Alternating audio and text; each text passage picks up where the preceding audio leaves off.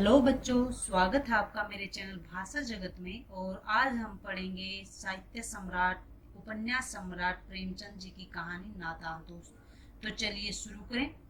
केशव के घर कार्निस के ऊपर। कार्निस होता है जो घर के आगे छज्जा लगा होता है, छत से लगते ही उसके ऊपर एक चिड़िया ने अंडे दिए थे। केशव और उसकी बहन श्यामा दोनों बड़े ध्यान से चिड़िया को वहां आते जाते देखा करते। सवेरे दोनों आंखें मलते कार्निस के सामने दूर पहुंच जाते और चिड़िया दोनों को वहां बैठा पाते। उनको देखने में दोनों को न जाने क्या मजा मिलता था। दूध और जलेबी की सुध भी उन्हें नहीं रहती थी, यानी उन्हें अपने खाने पीने की सुध भी नहीं रहती थी।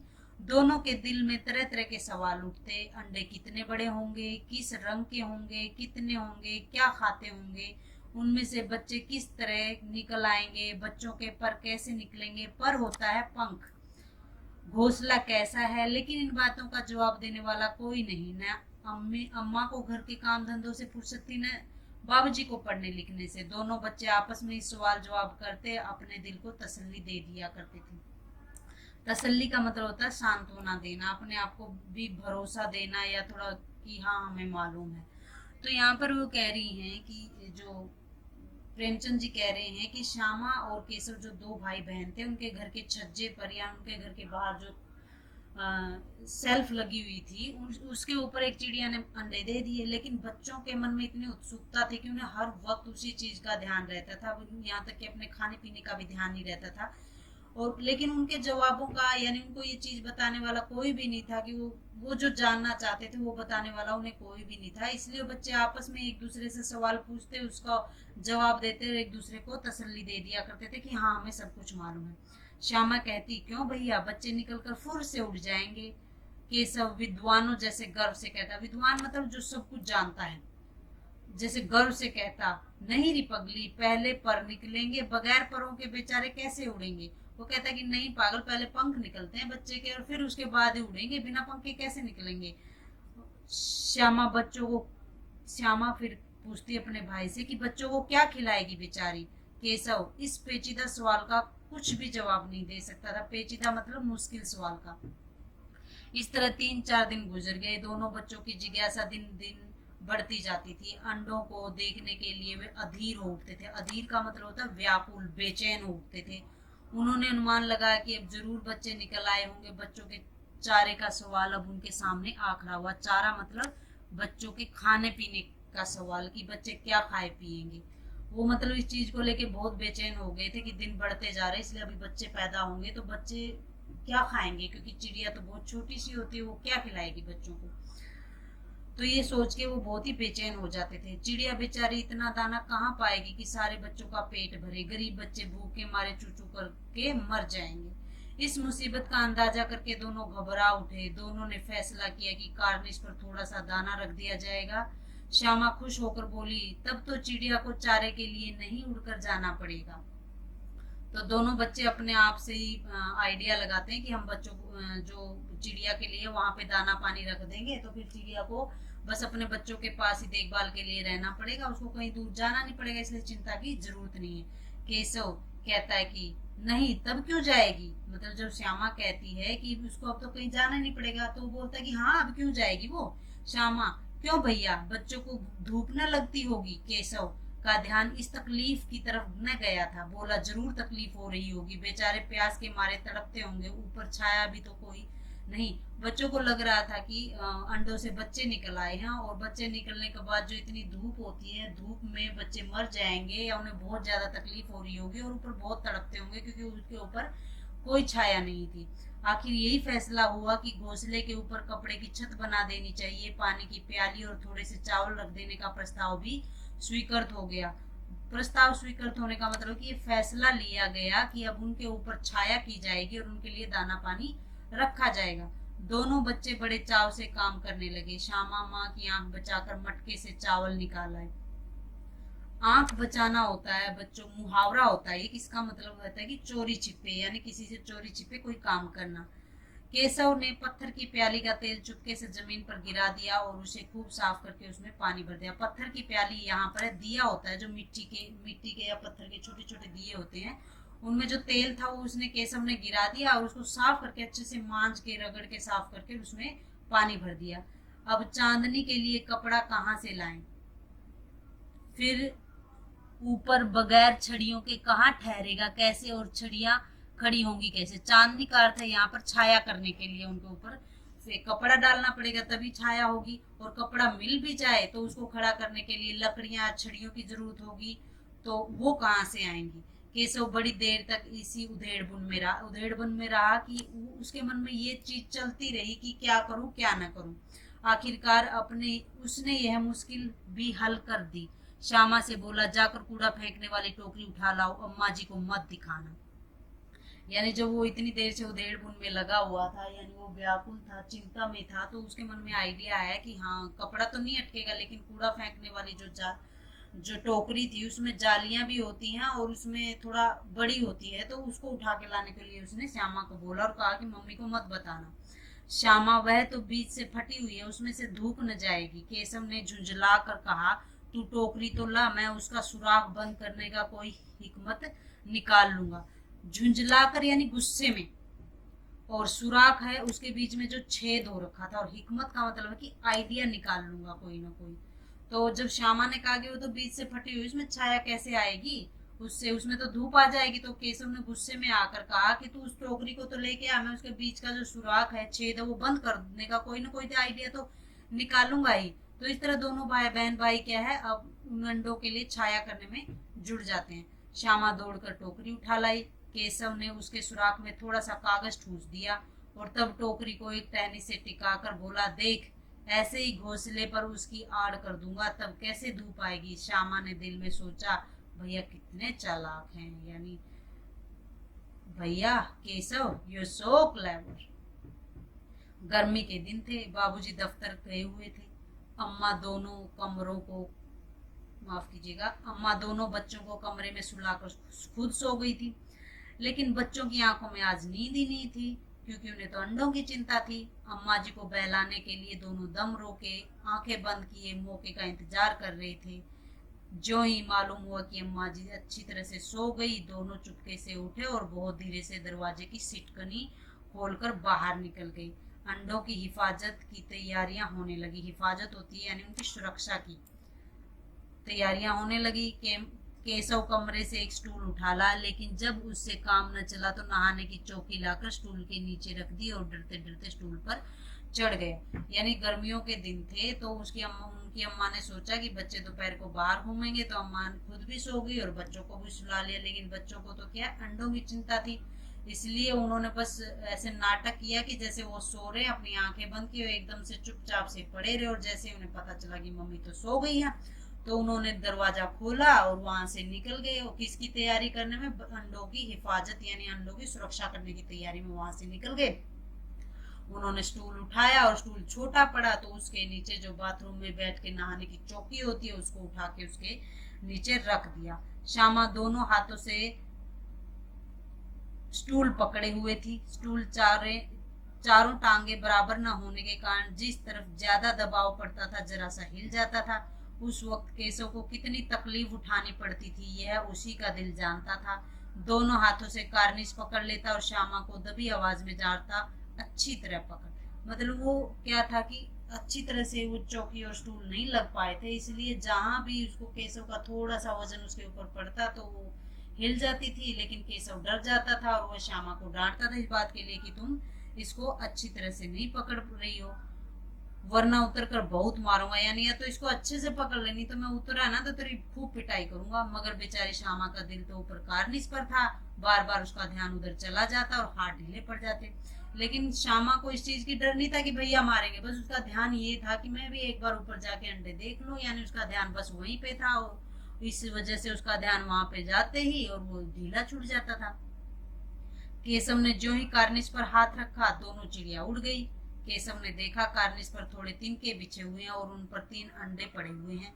जैसे घोंसले उसने पेड़ों पर देखे थे वैसा कोई घोंसला नहीं। श्यामा ने नीचे से पूछा कि बच्चे हैं भैया? क्या बच्चे हैं भैया? क्या मतलब कितने बच्चे हैं भैया? केशव 3 अंडे हैं, अभी बच्चे नहीं निकले हैं। केशव ने उसे बताया कि अभी तक बच्चे नहीं निकले, अभी तक तो 3 ही अंडे हैं। श्यामा, जरा हमें भी तो दिखा दो भैया कितने बड़े हैं।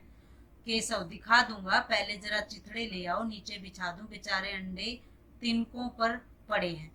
तो वो जब देखता है केशव, ऊपर हाथ रखता है तो चिड़िया डर के मारे उड़ जाती है, और वो देखता है कि अभी बच्चे नहीं निकला, अभी तो अंडे ही हैं। और उसी बीच में श्यामा उससे पूछती है भैया कितने बच्चे निकले हैं, तो उसको बताता है कि बच्चे नहीं निकले, अभी अंडे ही हैं। तो श्यामा जिद करती कि भैया मुझे भी दिखा दो कि कितने बड़े बड़े हैं। केशव ने बोला कि ठीक है, पहले इनको रखने के लिए चिथड़े चिथड़े होते हैं, कपड़े फटे पुराने कपड़े ले आओ, ताकि इन अंडों के नीचे बिछा दूं और इनके नीचे से तिनके निकाल दूं, ताकि नरम जगह मिल जाए कपड़ों के ऊपर। उन्हें ये तो पता नहीं था कि ये अंडे वो घोंसलों में या तिनकों के ऊपर ही होते। उनको तो लगा कि ये बेचारे बड़े तंग हो रहे हैं और इनके लिए आप चिथड़े बिछा दो या कपड़े बिछा दो, ताकि ये सॉफ्ट जगह मिल जाए, नरम जगह मिल जाए।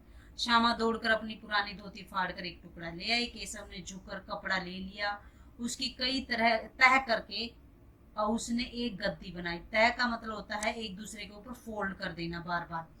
उसे तिनकों पर बिछाकर तीनों अंडों को उस पर रख दिया। श्यामा ने फिर कहा, हमको भी दिखा दो भैया। केशव, दिखा दूंगा, पहले जरा वह टोकरी तो दे दे, ऊपर छाया कर दूं। श्यामा ने टोकरी नीचे से थमा दी और बोली, अब तुम उतर जाओ, मैं भी तो देखूं। केशव ने टोकरी को एक टहनी से टिकाकर कहा, जा दाना और पानी को प्याली ले आ, मैं उतर जाऊं तो तुझे दिखा दूंगा। तो वहां पर क्या होता है कि केशव ने तय करके कपड़े तिनकों के ऊपर बिछा दिए और उसके ऊपर अंडे उठा उठा के वहां पे रख दिए। तो श्यामा फिर कहती है कि मुझे भी दिखा दो। तो बोलता पहले इनका बंदोबस्त तो कर दूं, छाया पानी सब कुछ तो कर दूं, उसके बाद ही तेरे को दिखाऊंगा ना, तू बस जल्दी जल्दी मेरे को सामान देती रहे। श्यामा प्याली और चावल भी लाई। केशव ने टोकरी के नीचे दोनों चीजें रख दी और आहिस्ता से उतरा। आहिस्ता का मतलब होता है धीरे से उतराया। श्यामा ने गिड़गिड़ा कर कहा, गिड़गिड़ाना मतलब होता है बहुत ही मिन्नत करके कहा, रिक्वेस्ट करके कहा कि अब हमको भी चढ़ा दो भैया। केशव, तू गिर पड़ेगी। श्यामा, न गिरूंगी भैया, तुम नीचे से पकड़े रहना। केशव, न भैया, कहाँ तू गिरा पड़ी तो अम्मा जी मेरी चटनी ही बना डालेंगी, कहेगी कि तूने ही चढ़ाया था, क्या करेगी देखकर। अब अंडे बड़े आराम से हैं, जब बच्चे निकलेंगे तो उनको पालेंगे। दोनों चिड़िया बार बार कार्निस पर आती थी और बगैर बैठे ही उड़ जाती थी। केशव ने सोचा, हम लोगों के डर से नहीं बैठती। स्टूल उठाकर कमरे में रख दिया और चौकी जहां की तहां जहां थी वहीं पे रख दी। तो क्या करते हैं कि केशव अपना उनका दाना पानी करके नीचे उतर जाता है, लेकिन जो श्यामा है उसके आगे गिड़गिड़ाती रहती, रिक्वेस्ट करती रहती कि भैया हमको भी दिखा दो। तो केशव मना कर देता है कि नहीं, तुम चढ़ोगी, गिर जाओगी और मम्मी को पता चलेगा, फिर वो मेरे अच्छे से धुनाई करेंगी। तो इससे अच्छा है कि तुम वो मत करो, देखो उनको, और बस उनके बच्चे निकल जाएंगे थोड़े दिनों, फिर हम अच्छे से पाल लेंगे उन बच्चों को। तो जब वो दोनों वहां पे खड़े, तो चिड़िया बार बार आ रही थी और जा रही थी। तो बच्चों ने सोचा कि शायद हम खड़े हैं इसलिए वो उनके ऊपर नहीं बैठी, तो वहां से वो हट गए। उन्होंने स्टूल और चौकी जो है अपनी अपनी जगह पे रख दी। श्यामा ने आंखों से आंसू भरकर कहा, तुमने मुझे नहीं दिखाया, मैं अम्मा जी से कह दूंगी। केशव, अम्मा जी से कहेगी तो बहुत मारूंगा, कह देता हूँ। श्यामा, तो तुमने मुझे दिखाया क्यों नहीं? केशव, और गिर पड़ती तो चार सर के, माफ कीजिएगा, और गिर पड़ती तो चार सर न हो जाते। श्यामा, हो जाते तो हो जाते, देख लेना, मैं कह दूंगी। इतने में कोठरी का दरवाजा खुला और माँ ने धूप से आंखों को बचाते हुए कहा, तुम दोनों बाहर कब निकल आए? मैंने कहा न था कि दोपहर को न निकलना, किसने किवाड़ खोला? तो जब दोनों बहन भाई झगड़ रहे होते, वो बोले कि तुमने मुझे नहीं दिखाया। उसने कहा कि अगर तू गिर जाती तो तेरा सिर फूट जाता, और फिर तभी इनकी लड़ाई झगड़ा होता। तो उनकी माँ बाहर आई और गुस्से में बोलती है कि धूप हो रखी है, मैंने तुम लोगों को जब धूप में निकलने से मना किया था तो धूप में क्यों निकले? और दरवाजा किसने खोला? किवाड़ मतलब होता है कि दरवाजा, किवाड़ केशव ने खोला था। लेकिन श्यामा ने माँ से यह बात नहीं कही। उसे डर लगा कि भैया पिट जाएंगे। केशव दिल में कांप रहा था कि कहीं श्यामा कह न दे अंडे न दिखाए थे। इससे अब उसको श्यामा पर विश्वास न था। श्यामा सिर्फ मोहब्बत के मारे, मोहब्बत मतलब अपने भाई के प्यार के मारे चुप थी। यह उस या इस कसूर से हिस्सेदार होने की वजह से, कसूर मतलब गलती में हिस्सेदारी थी, क्योंकि वो भी तो अंडे देख रही थी। इसका फैसला नहीं किया जा सकता था, शायद दोनों ही बात थी। तो जब उसकी मम्मी उनके ऊपर चिल्ला रही थी तो उस टाइम केशव को एक बार लगा कि श्यामा बता देगी, क्योंकि उसने उसको अंडे नहीं दिए। लेकिन श्यामा ने नहीं बताया, तो उसको अपने भाई से प्यार था कि मम्मी बहुत मारेगी। या फिर एक वजह ये थी कि भी जो केशव कर रहा था उसमें शरीक तो वो भी शामिल, तो वो भी थे, तो दोनों ही बातों में से कुछ भी हो सकता है। माँ ने दोनों को डांट कर फिर कमरे में बंद कर दिया और आप धीरे धीरे उन्हें पंखा झलने लगी। झलने मतलब पंखा हिला हिला के उनके ऊपर हवा करने, पंखा मतलब हैंड फैन जो होता है उसको हिला हिला के उनके ऊपर हवा करने लगी। अभी सिर्फ 2 बजे थे, बाहर तेज लू चल रही थी। लू होती है जब गर्मियों में बहुत गर्म हवा चलती है तो उसको लू बोलते हैं। अब दोनों बच्चों को नींद आ गई थी।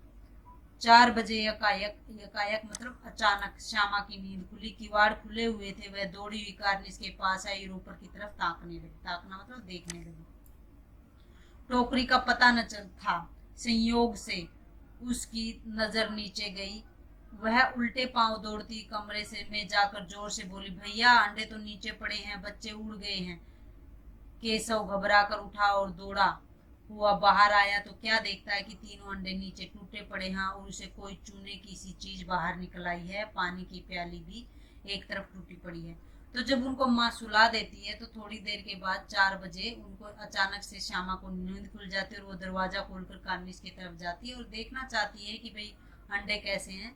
तो फिर वो चारों तरफ देखती है लेकिन उसको कुछ भी नहीं आता नजर आता। तो वो अचानक से उसकी नीचे जो नजर जाती है तो वो देखती है कि नीचे अंडे टूटे पड़े। तो जल्दी से भाग के अपने भाई के पास जाती है और कहती कि भैया अंडे तो सारे टूटे पड़े हैं। और केशव वहां पे जाता है और देखता है कि अंडों से सफेद सफेद कलर का जो चूना सा यानी कुछ निकल रहा है उसमें से। उसके चेहरे का रंग उड़ गया। सहमी हुई आंखों से जमीन की तरफ देख ले। सहमी मतलब घबराई हुई। श्यामा ने पूछा, बच्चे कहाँ उड़ गए भैया? केशव ने करुण स्वर में कहा, अंडे तो फूट गए। करुण स्वर होता है मतलब बहुत ही दुख भरे स्वर में, जैसे रोने को हो रखा था, इस तरह से कहा। श्यामा, और बच्चे कहाँ गए?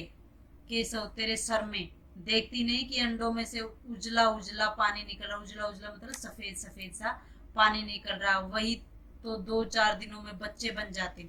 तो जब केशव उन अंडों को फूटे हुए देखता, उनमें से पानी जो सफेद सफेद चूना सा निकलते देखता तो वो घबरा जाता है, यानी बहुत उसको दुख होता है। और वो बहुत ही दुखी मन से सहमी हुई नजरों से, घबराई आंखों से जमीन की तरफ देख रहा होता है। तो श्यामा उससे पूछती है कि बच्चे उड़ गए क्या? यानी श्यामा को लगता है कि बच्चे पैदा होकर उड़ गए। तो वो कहता है कि सब बहुत ही करुण स्वर में यानी बहुत ही दुख भरी आवाज में कहता है, अंडे तो फूट गए हैं। तो श्यामा कहती है कि तो फिर बच्चे कहाँ गए? क्योंकि उसको लगता है कि अंडे फूट गए हैं तो बच्चे उड़ गए होंगे। तो केशव उसको गुस्से में या झल्ला कर कहता है कि मतलब कि तेरे सर में गए, यानी गुस्से में कह देता और कहता कि दिख नहीं रहा तेरे को यहाँ से सफेद सफेद सा पानी निकला हुआ है? इन्हीं से तो थोड़े दिन में बच्चे बनने वाले थे।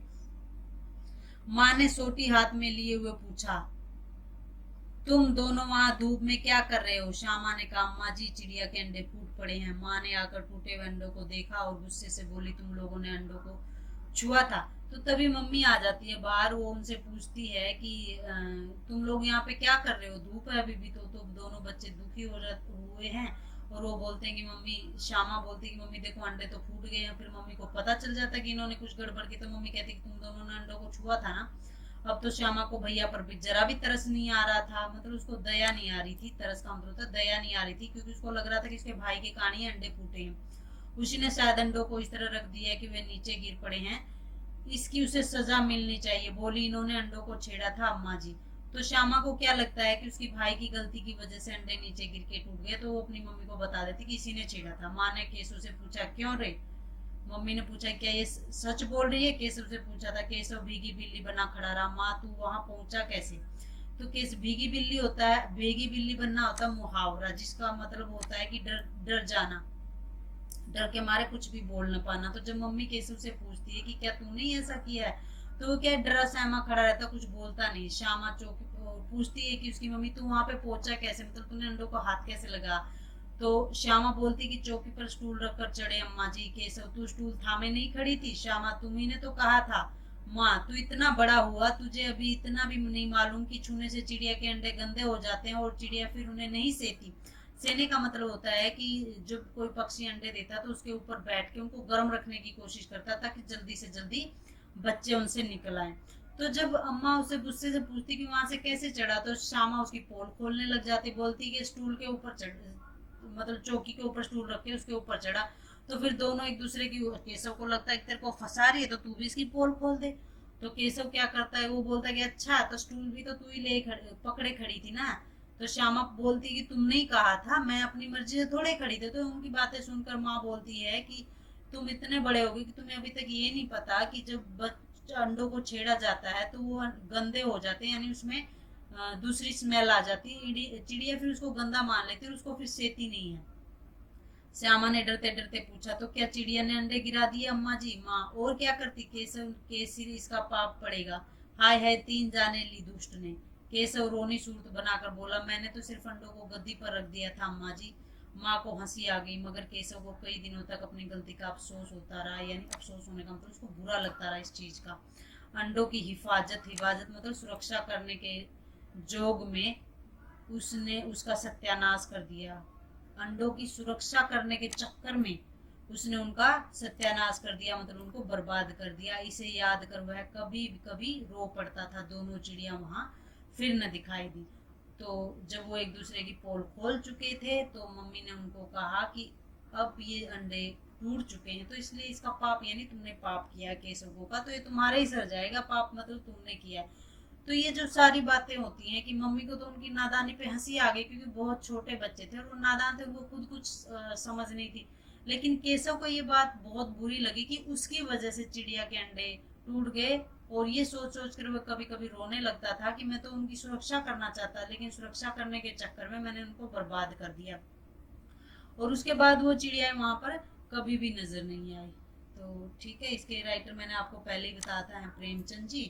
तो ये कहानी नादान दोस्त यहीं पे ख़त्म होती है। ये एक अच्छी कहानी है बच्चों, क्योंकि कई बार ज़िंदगी में आपने भी कभी न कभी ये चीज़ें तो देखी ही होंगी। और इन्हीं किसी न किसी से तो ये हर वक्त कभी न कभी किसी से तो ये गलतियाँ हो ही जाती हैं। तो ये कहानी तो ख़त्म हो गई, लेकिन अगर आप लोगों को इसके प्रश्न उत्तर या इसकी जो भाषा की बातें वगैरह अगर आपको चाहिए कि मैं इस पर वीडियो बनाऊँ तो प्लीज़ कमेंट कीजिएगा। और अगर आपको ये वीडियो पसंद आए तो लाइक कीजिएगा और सब्सक्राइब कीजिएगा। धन्यवाद।